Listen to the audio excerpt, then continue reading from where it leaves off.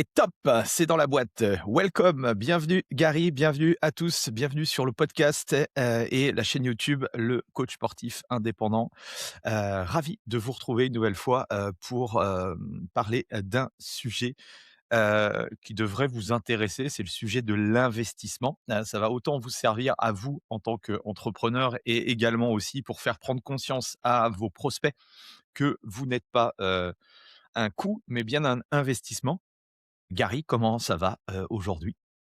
Ça va super, merci Andy, j'ai hâte de pouvoir discuter avec ça avec toi. Mais avant de commencer, j'invite les coachs sportifs qui nous écoutent à mettre 5 étoiles sur Spotify, un like sur YouTube et surtout s'abonner.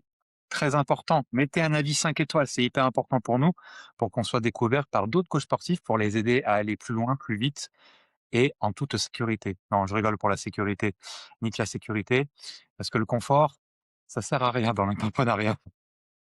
Non, puis l'objectif, faut le dire, on veut détrôner, Legends et Do It Yourself, donc on a Oui. besoin, de votre énergie, de votre force, pour, être le number one du podcast, francophone. Bref, après les quelques plaisanteries, on va parler d'un sujet, ouais.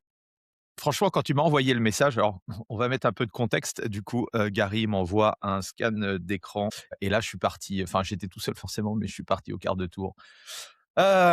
C'était, voilà, l'idée c'est pas de citer, mais voilà, c'était un message que Gary a reçu d'un coach sur, justement, j l'investissement. Il se posait la question d'investissement et moi, je voudrais lancer le débat. Alors, je ne sais pas quel titre d'épisode on va mettre un peu putaclic, mais ce qu'il faut comprendre, c'est que vous avez peut-être entendu, si tu attends de faire un x10, avant d'investir, bah, tu vas avoir des difficultés véritablement à devenir un chef d'entreprise, à devenir un véritable entrepreneur. Et du coup, on va reparler aujourd'hui, différemment, mais je pense qu'on va parler avec Gary de mindset. Je ne sais pas dans quel état d'esprit il est et ce qu'il va partager, mais ça va être, je pense, intéressant, de voir un peu, le postulat, c'était bon, déjà, il y avait le postulat de: «J'investirai, dans quelques années», tu vois? Genre, moi, je sais même pas ce qui va se passer dans ma boîte dans 3 à 6 mois, donc forcément, dans 3 à 4 ans, est-ce que j'investirai, X milliers d'euros? Ça a ni queue ni tête déjà, hein. Et puis, de 2, dans le questionnement, Gary, c'est, est-ce que tu attends forcément si tu investis 1 000, est-ce que tu attends un x5, x10 en termes de est-ce que tu attends de gagner 5 000 ou 10 000? C'est quoi la logique, dans tout ça? Est-ce qu'il y a une logique? Quel type quand les gens prennent un accompagnement ou autre, quel type de ouais, de retour sur investissement ils doivent attendre? Bah, je pense de prime abord, on est matrixé pas mal sur les vas-y, fais x5, x10 et cetera. Tu vois? Donc déjà, penser comme ça demande une certaine ambition. Mais, suivant le niveau de business qu'on a, c'est totalement hors sol. Quand tu commences et que tu fais 10 000 € l'année, faire x5, pourquoi pas? Mais ça demande un niveau de conscience que quelqu'un qui gagne 10 000 € par an n'a pas. Donc il faut investir justement pour se transformer, évoluer tel un Pokémon. En fait, le chiffre d'affaires que tu fais, va dépendre du niveau de conscience et du niveau où tu es capable de sortir de ta zone de confort. Parce que le confort tue, encore une fois, je le remarque de plus en plus et voilà, mais si tu gagnes 10 000 € par an et tu fais x10, ça fait 100 000 sans étape intermédiaire. Je connais personne qui a fait, sans étape intermédiaire à ce niveau-là et au-delà de ça, x10, c'est totalement hors sol.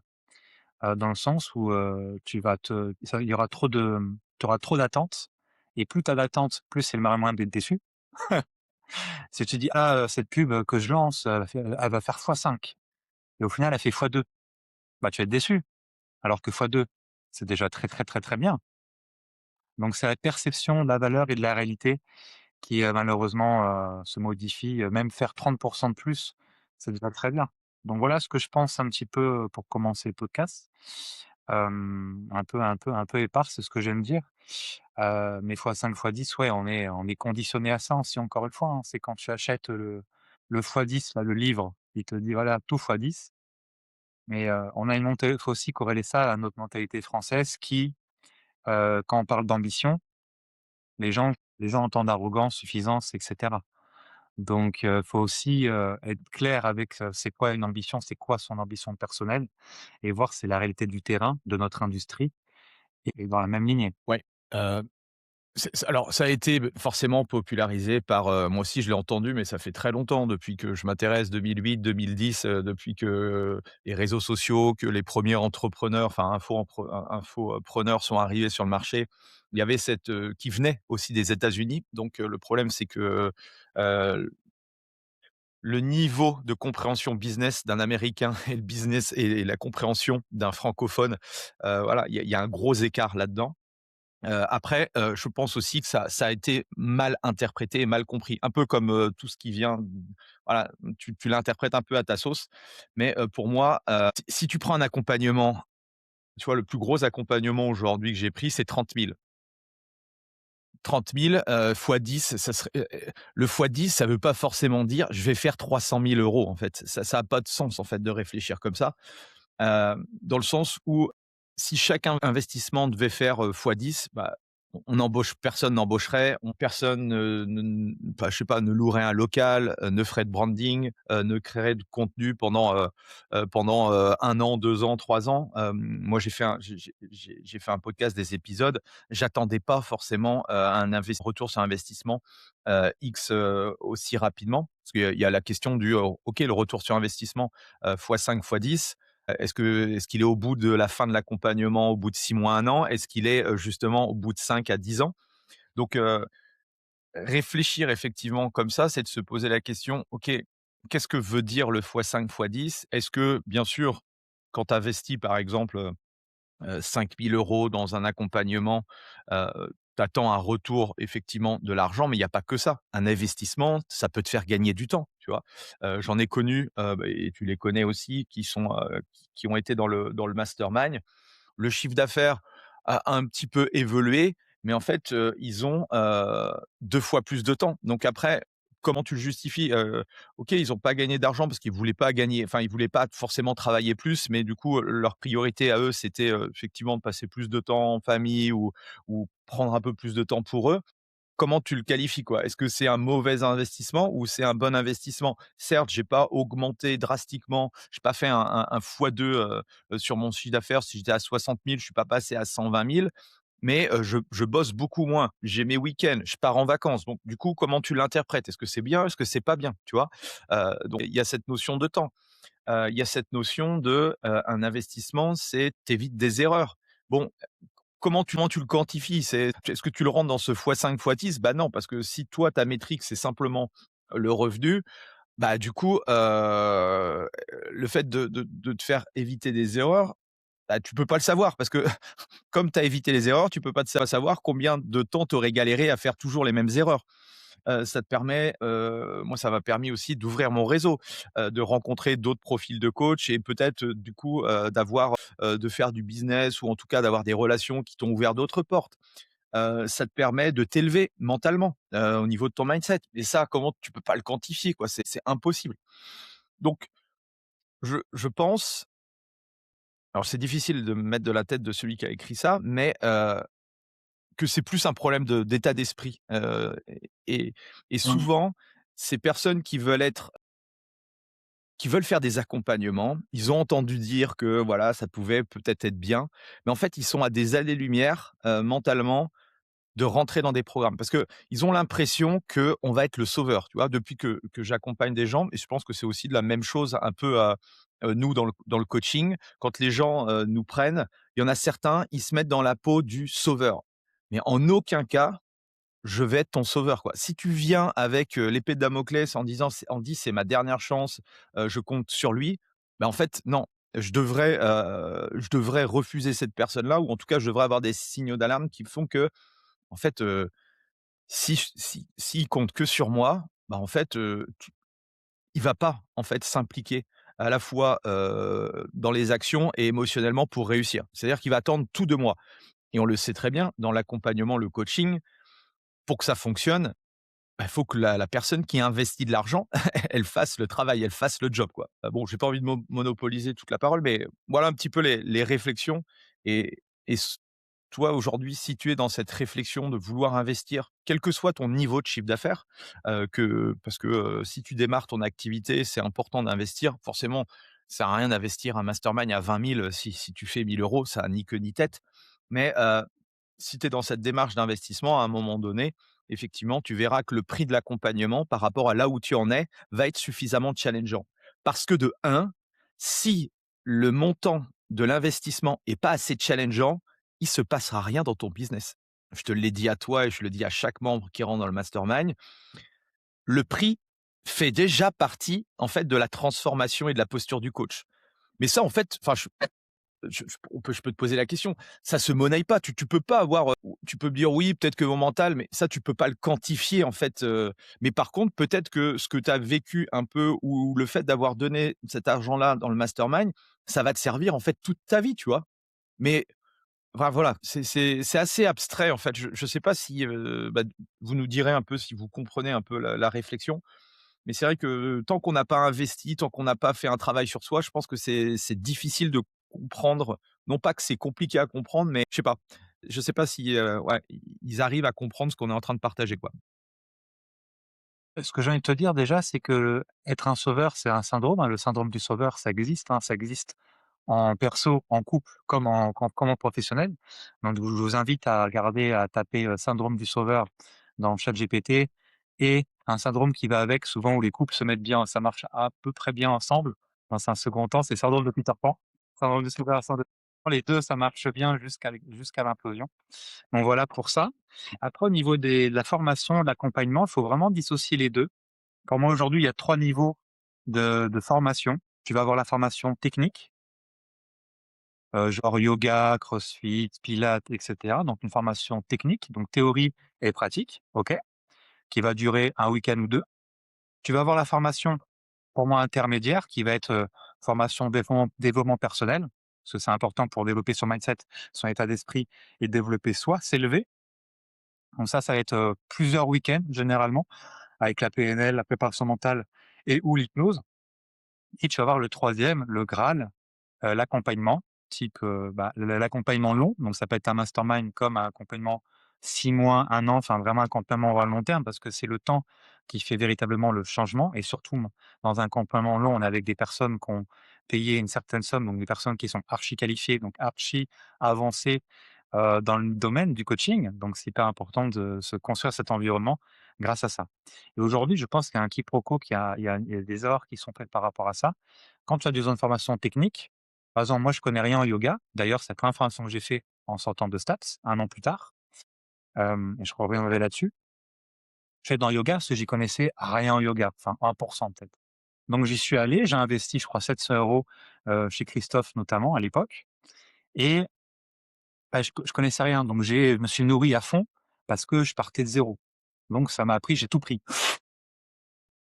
Celle au milieu, développement personnel, bon, bah, c'est très personnel pour le coup. Donc si tu vas en PNL et pareil, tu n'es pas ouvert, aux autres, ouvert à toi et tu es juste observateur de l'information, bah, il se passera rien de ton côté. Il faut être acteur et arrêter d'être spectateur et ça, c'est un problème. Donc la formation du milieu, elle est très importante pour les coachs qui font déjà un peu de chiffres, 3 000, 4 000 de chiffre d'affaires, par exemple, pour pouvoir, bah, comprendre où ça bloque. C'est hyper important de passer par là et après, tu as le troisième où c'est un accompagnement long terme, où encore une fois, c'est le temps qui fait les choses et la différence. Et là, sur celui-là, c'est pas du tout la même chose. Sur là, c'est des coachs plus avancés, encore plus avancés que ce que je viens de raconter.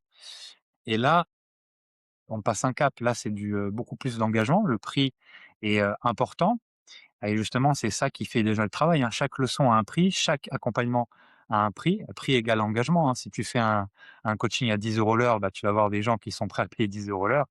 Donc c'est catastrophique, hein, de toute façon, vous comparez juste L'engagement sera à 10 € quoi, c'est-à-dire pourri.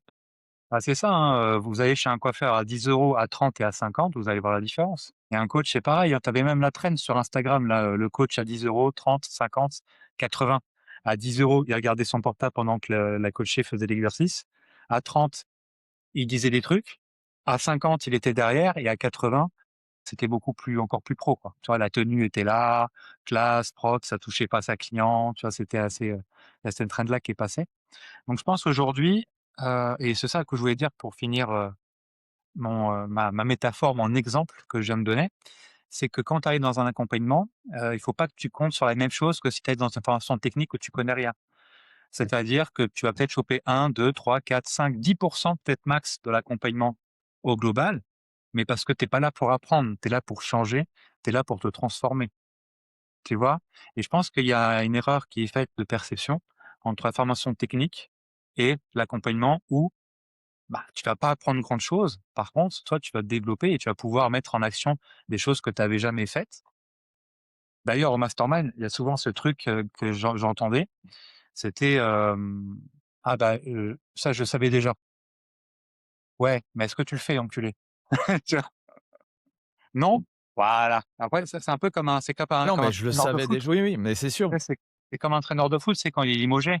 Il est limogé très vite au football, je t'apprends rien et souvent quand il est remplacé par notre coach, bah, l'équipe elle marche beaucoup mieux. Bah, c'est parce que bah, tout prend du temps et du coup, bah, souvent l'entraîneur qui vient d'arriver, il profite du coaching, du coach qui était là avant et du coup, voilà quoi. Donc je pense qu'il y a vraiment une erreur de perception par rapport à ces 3 types de formation et accompagnement. Le problème, c'est une nouvelle fois, c'est, il y a plusieurs enfin, je l'interprète de plusieurs façons. Déjà, il y a l'éducation qui fait que, on achète de l'information et aujourd'hui, bah, comme l'a dit Gary, c'est tellement vrai. J'ai l'impression que sur par exemple, tu vois, les 2 jours, le week-end mastermind où: «Oh bah, j'ai pas appris grand chose».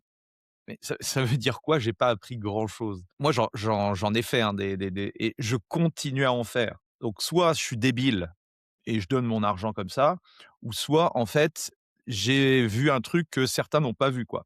Et c'est ce que je dis, c'est que quand je vais ou quand je prends des masterminds, des accompagnements ou et cetera, heu, comme tu le dis, justement par rapport à ta formation yoga, quand tu ne sais rien, bah, en fait, chaque seconde est un «waouh».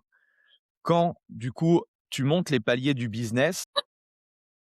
Bien sûr qu'il y a des enfin, je veux dire, le marketing, le business, c'est la même chose. Dans 20 ans, ça sera construit de la même chose. Il y a les tactiques, les réseaux sociaux, les trucs, il y a des petits changements, mais en soi, les fondamentaux restent les mêmes.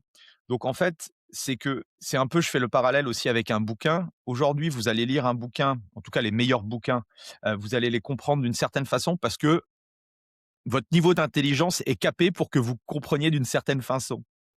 Mais quand vous allez revenir, 2-3 ans après, je l'espère, avec, un peu plus de maturité, de réflexion, et cetera, bah, en fait, même livre business, vous allez le comprendre d'une autre façon. C'est exactement la même chose. Vous allez réécouter et il faut réécouter plusieurs fois les mêmes choses. Et c'est pour ça que je vois que, souvent les personnes qui font des programmes d'accompagnement type mastermind ou autre, heu, ils ont l'impression au bout de la fin de l'accompagnement qu'ils sont arrivés au bout. Bah, en fait, tu n'as plus rien à m'apprendre ou c'est bon, j'ai craqué le game. Yes, OK, no problème. Mais en fait, ce qu'ils n'ont pas compris, c'est que, bah, leur niveau de maturité business va progressivement, soit stagner et puis progressivement régresser parce que, bah, on est des êtres humains et qu'à un moment donné, on perd le fil, on reprend un peu nos travers, un peu comme une personne qui veut, perdre du poids. Elle a atteint, ça m'est déjà arrivé: «Ah bah, c'est bon», on te dit: «Tu c'est bon, j'ai réussi» ou «J'ai compris comment je pouvais continuer seul». Et en fait, comme elle a pas continué suffisamment longtemps avec moi par rapport à la vision que j'ai de l'accompagnement, bah, il y a un moment donné, forcément, ça lâche et elle reprend, et elle reprend tous ses kilos et voire même plus. Et c'est exactement la même chose dans la logique, dans le business. Après, c'est moi, je laisse les coachs leur dire: «Ouais, OK, il y a pas de souci, fais ton truc», tu vois? L'expérience aussi, elle s'acquiert en faisant des échecs et en comprenant un peu ses propres erreurs, tu vois?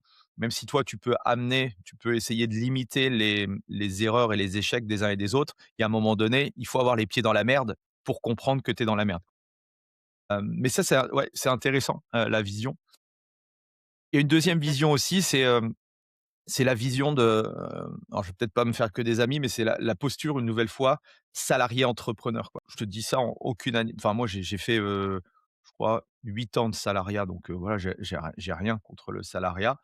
Mais être salarié et être entrepreneur, mais ça a rien à voir, quoi. En fait, le salarié lui, il pense que: «Est-ce que je récupère plus que je dépense?» Tu et et ils regardent que l'argent parce on est câblés comme ça. C'est pour ça qu'on veut pas parler d'argent, c'est pour ça que tout est tabou avec l'argent et cetera. On a un gros problème d'argent, dans notre tête, dans notre vision du truc et le salarié, c'est ça, c'est: «Est-ce que c'est garanti? Est-ce que c'est sûr? Est-ce que» bah, il y a même un mec qui m'a dit: «Mais attends, mais si tu es vraiment sûr de ton programme là, ce qu'on fait, c'est qu'à la fin des 12 mois, si, j'ai réussi enfin, je te paye pas et puis, bah, si j'ai atteint les résultats, bah, après je te paye, quoi». Tu vois? C'est en fait, les gens aujourd'hui, on en revient à ce qu'on disait dans un épisode où en fait, faut les prendre par la main, faut qu'on leur donne tout, tu vois? Et ça, c'est un problème quand on est entrepreneur. Parce que quand tu passes de cette casquette-là de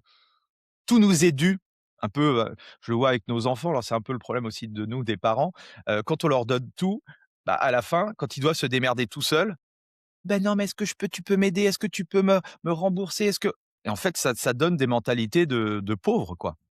Enfin, je sais pas si tu vois ce que je veux dire, si ça te parle? Si, si, la dernière semaine, ça a été un boom dans ma tête par rapport à ça, par rapport aux coachs jeunes notamment. Bah, ils sont dans un confort terrible, le confort tue, comme je disais, c'est 2 fois, 3 fois que je dis dans le podcast. Le confort tue. Pourquoi? Parce que ils attendent d'avoir assez d'économies pour pouvoir se lancer. C'est trop dangereux pour eux de se lancer, ils le font pas.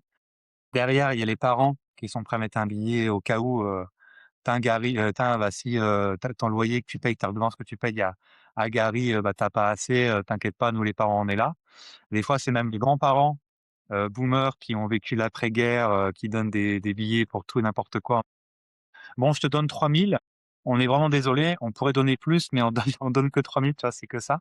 Et aujourd'hui, ça peut même être, si ces jeunes coachs sont en couple, ça peut même être les parents de la copine qui donnent de l'argent au couple. C'est ce que j'ai pu observer en parlant à certains de mes coachs, qui sont rentrés depuis longtemps, pas assez longtemps, et cetera. Donc, est-ce que tu imagines, maintenant les coachs, il faut qu'ils attendent qu'ils aient des économies eux, donc ils en auront jamais parce que, bah, voilà. Soit c'est les parents directement qui sont prêts à mettre de l'argent au cas où que ça n'irait pas, donc ils ont une super garantie. Ça peut être les grands-parents qui sont là pour leurs petits-enfants pour: «Bon, bah, eh, au cas où, allez mon petit enfant, je t'aime bien, je te laisse un billet». Soit ça peut être les beaux-parents, donc de la copine ou du copain, qui rincent derrière. C'est-à-dire que tu as 4 étapes, voire même une cinquième, parce que tu as l'État aussi qui peut être là, tu vois? Ah bah, tu te lances ta première année, tu as l'ACRE, donc tu payes moins d'URSSAF et du coup, bah, tu peux avoir des APL, tu peux avoir tout ça. Donc en fait, tu as 5 cercles en fait, où tu es jamais seul et en fait, l'État est tentaculaire.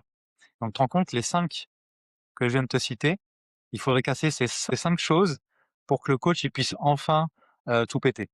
Ouais, moi, ouais, peut-être qu'on n'est pas câblé. Pourtant, j'ai rien d'exceptionnel. Mais moi, tu vois, si je dois trouver, tu vois, il y a un accompagnement, si l'accompagnement fait 3 000 ou 5 000, bref, j'en sais rien. Heu, Moi, le premier réflexe, c'est, OK, je regarde chez moi, bon, là, j'ai une petite, enfin, un petit super Intermarché, quoi, par exemple. Mais mec, mais moi, en plus de mes heures là, je vais à l'Intermarché, je leur dis: «Est-ce que vous avez des heures à me donner, quoi?» Et pendant X semaines, je fais le job, je me tais, je mets entre parenthèses, ma vie et l'argent que je vais faire à l'Intermarché du coin, je vais l'investir. Quand les coachs me disent: «Ah mais non, mais moi c'est» mec, tu te retrousses les manches, puis tu vas faire le nécessaire. Enfin, il y a plein de façons de pouvoir, trouver de l'argent aujourd'hui. Enfin, comment tu peux me dire que tu as pas de thunes, tu as pas d'argent alors oui, c'est pas des jobs, hyper valorisants, on va pas te mettre, tu vas pas avoir une médaille d'or, ça c'est sûr.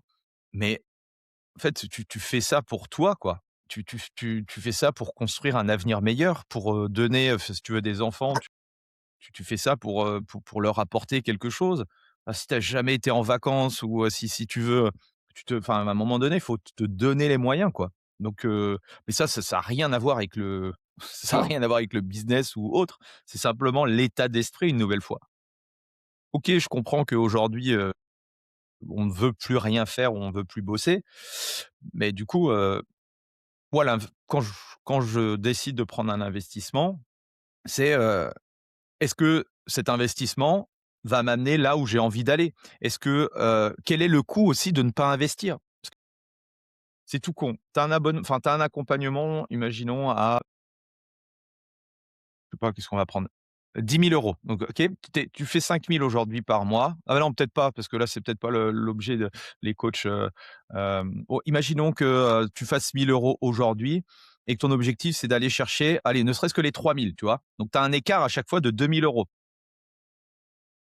2 000 € à la fin de l'année, si tu es toujours à 1 000 €, ça te fait combien? Tu as perdu combien d'argent? Entre 1 000 et 2 000, bah 2 000, 2 fois 2, 4, 24.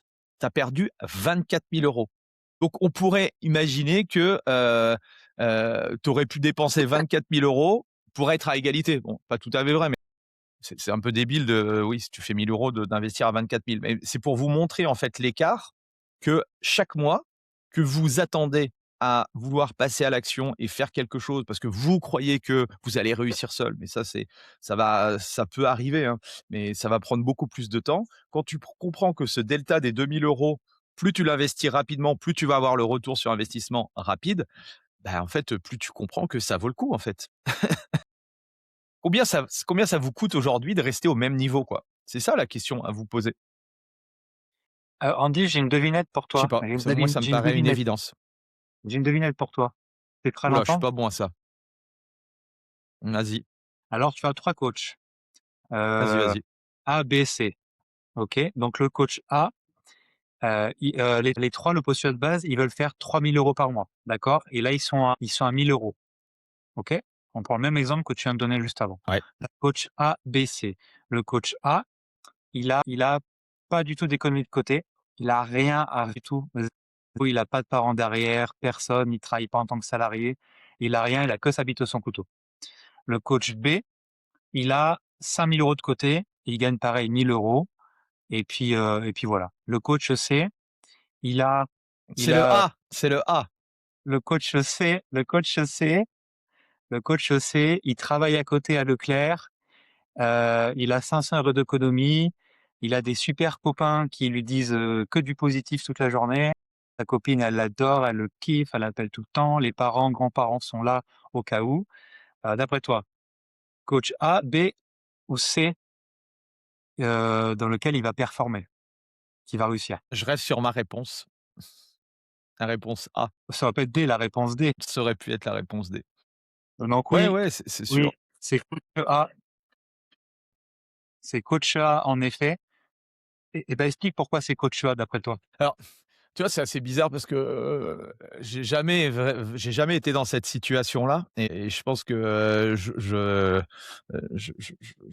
ferai tout pour m'en sortir si tu veux. Mais, c'est vrai que, j'ai longtemps cru que, en ayant justement, une sécurité qui me conforte sur le fait que, je peux prendre des risques, je me suis aperçu, en donnant ces réponses à des coachs que du coup, ça les empêchait, de d'investir et de passer à l'action et en fait, ils stagnaient pendant, des années et des années.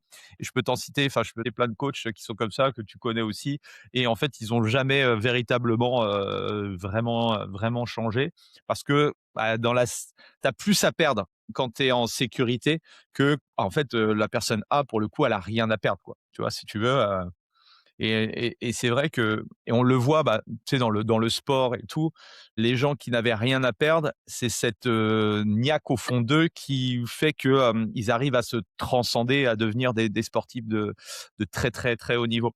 Et je pense que oui, dans le business aussi, bon, il y a autant de il y a beaucoup ouais, de retours d'expérience d'entrepreneurs qui n'avaient rien et qui ont réussi à monter des boîtes juste extraordinaires, simplement pour prouver ou pour X ou Y raison. Donc, ouais, je suis d'accord avec ça. Ça veut pas dire que quand tu es en sécurité, tu peux pas aussi te sortir les doigts et avancer, mais ouais, je suis assez d'accord avec toi que, la majorité, reste, tu vois, dans leur truc, quoi. Ou, quand on me dit, quand on me dit, heu: j'ai un prêt automobile» ou «J'ai un prêt de ceci», mais c'est quoi le rapport? C'est quoi le rapport avec le business, quoi, tu vois? Il y a un moment donné, alors oui, quand il y a des enfants en jeu, c'est OK, mais en fait, c'est maîtrisé, quoi. Là, on parle de petits investissements. Enfin, je veux dire, alors pour vous, peut-être qu'un investissement à 3 000, 5 000, 10 000, oui, mais c'est enfin, je veux dire, vous avez pas tué une génération, tu vois? C'est pas comme, et regardez un peu les Américains quand ils vont dans les écoles de commerce, ils arrivent sur le marché de l'emploi, ils ont 100-150-200 000 $ à rembourser de par les écoles, bah, les écoles qui sont extrêmement chères. Donc la pression, forcément, elle est, elle est quand même différente. Tu vois, il y a un moment donné, il y a les degrés d'échelle. Nous, les Français, on veut payer le moins possible et avoir des retours sur investissement de fois 1000. Et c'est toujours ça, tu vois. Donc oui, c'est un peu comme la crypto. Oui, tu peux trouver la petite pépite qui va faire fois 1 million. T'as mis 1 € et puis voilà, t'es millionnaire. On essaye toujours, voilà. On est très friand de l'euro million et on veut avec un ticket de 1 € gagner 1 million, quoi. Tu vois, c'est un peu le rêve. C'est un peu comme les coachs qui me disent je veux faire du online pour ne plus bosser. Enfin, en tout cas, voilà, pour avoir des revenus passifs, quoi.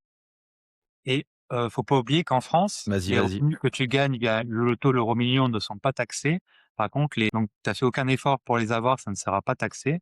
Par contre, les euros que tu fais dans ton entreprise avec les centaines de milliers d'euros, voire millions plus tard, bah, ça sera taxé H24. Donc ça en dit long sur la politique du pays, avec cet exemple, je trouve. Ouais, bon ça on va pas de toute façon on peut pas rivaliser, hein, avec tout ce que attaque Zuckman, des choses, aberrantes. On peut pas, ouais forcément. C'est pas possible quand tu es entrepreneur d'être d'accord avec la politique actuelle, mais bon, ça c'est encore, voilà. On peut pas influencer la enfin, on a que très peu d'influence là-dessus donc mais oui, c'est, c'était ce qu'on voulait partager avec Gary, c'est venu comme ça, on n'avait rien préparé, on s'était même pas concerté avant. Voilà. Est-ce que vous voulez être petit joueur? Et les petits joueurs, pour moi, ils cherchent des garanties, des garanties, des garanties, «Prouve-moi que», OK, mais en fait, reste tout seul, tu vois? Enfin, fais ton n'investisse pas, ça sert à rien. Reste dans ton truc. Par contre, les grands joueurs, les entrepreneurs, bah, ils cherchent des transformations et la transformation, ça passe effectivement par alors je dis pas même chose, je sais qu'il y a des coachs aussi qui se sont fait avoir, par des bah, il y a aussi des il y a sans doute, des personnes qui font un peu de la merde, mais en soi, fondamentalement, la plupart des gens, veulent bien enfin, en tout cas, veulent, je pense, peut-être le côté un peu bisounours, mais veulent, vraiment aider les autres et tout, donc Heu, posez-vous aussi la question de si vous n'avez pas été satisfait, ça pourrait être aussi un sujet, mais si vous n'avez pas été satisfait ou vous avez eu l'impression de vous faire arnaquer par rapport à un accompagnement, posez-vous la question aussi, c'est que, est-ce que vous avez donné le maximum, tu vois? Parce que c'est toujours voilà, on en parlait tout à l'heure, c'est toujours facile de dire, «Ah ben non, mais moi je lui ai donné mon argent, maintenant j'attends». Mais en fait, tu attends rien du tout, quoi. Une nouvelle fois, n'attends pas que quelqu'un soit ton sauveur, tu vois? Donc arrête de chialer. Mais, il y a des escrocs, je suis OK, mais on va dire que, la majorité, essaie de bien faire leur travail donc moi tu vois, moi, il y a eu un investissement tous les moi je suis toujours content, de donner de l'argent. Il y a une période où ouais, c'était un des derniers masterminds que j'ai fait, où je me suis dit il y avait des trucs qui me choquaient. Mais après, je me suis dit: «Mais attends, fais pas ton français de base et puis, qu'est-ce que tu as retiré? Peut-être pas, ce que tu aurais voulu, mais est-ce qu'il y a des points positifs?» Et en fait, bah, du coup, en faisant ce travail-là personnellement, j'ai même les points négatifs de ce que j'ai eu dans le mastermind m'ont permis d'améliorer, par exemple, mon propre mastermind, tu vois? Donc après, c'est ça, c'est, voilà. Où est-ce que tu veux être aigri toute ta vie ou est-ce que, voilà, qu'est-ce que tu peux retirer? Même s'il y a pas trop de choses positives, est-ce que tu peux retirer des choses positives de cette expérience-là, tu vois? C'est la même chose pour, pas un divorce, enfin, des choses difficiles de la vie. Certes, il y a des choses qui sont très dures, mais voilà, c'est, voilà. Préfère essayer de parce que la vie, elle continue, il faut avancer, quoi. Voilà Gary. Bon, c'était un sujet passionnant en tout cas, enfin, en tout cas, j'ai adoré. Dites-nous un peu ce que vous en avez pensé, si c'était, voilà, si c'était très ésotérique de ce sur quoi on a partagé. Enfin, nous, ça nous paraît, ouais, le b.a-ba. Après, voilà, dites-nous, dites-nous. Tu voudrais rajouter un petite conclusion? C'est très bien. Bon, et ben, merci à tous. Rappelez-vous, le petit j'aime, le petit commentaire, surtout partagez le lien à un de vos amis, ou coach parce que c'est plus en fait vous allez écouter, enfin, en tout cas, je vous dis, personnellement ce que je fais, mais moi plus j'écoute, je me nourris en fait des réflexions que j'apprécie ou des choses qui me mettent mal à l'aise, plus ça me fait avancer personnellement, quoi. Et je pense que plus vous allez baigner votre cerveau de ce type de contenu, les nôtres comme d'autres, bah, plus vous allez justement, améliorer votre qualité intellectuelle d'entrepreneur, quoi. Et ça, c'est super important. Merci Gary, hâte, d'être à la semaine prochaine et puis à très vite. Allez, ciao.